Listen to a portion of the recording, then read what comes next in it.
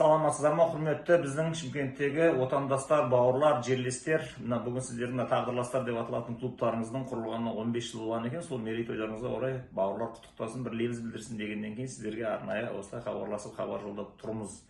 Мына Құдайдың достары айтады, нағыз момындардың дейді, маңдайындағы екі көз соқыр болған кезінде дейді, олардың көкірек көзі ашылады дейді. Сол сияқты Құдай сіздерді бір жағынан қысқанымен, екінші бір жағынан сіздерге бір мүмкіндік беріп тұрады. Яғни сіздердің жүректеріңіз сезеген болады, көрмейтін нәрсені көрген болады.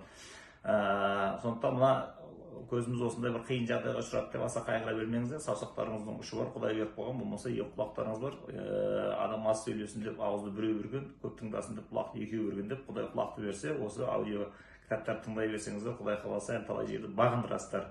Бұны не дейді? Бұны қайсар рух деп айтады. Өмірде неше түрлі қиындық болса болсын, банкрот та болайық, ауырып та көрейік, зағип та болайық, басқасы да болайық, бірақ ең бастысы алдымыздан қиындық кездескен кезде сол қиындықтың бәрін құлатып, бұзып, тесіп, жаншып, таптап өтіп кететін, алған бетімізден ешқашан қайтпайтын Құдай қайсар рух берсін дейді.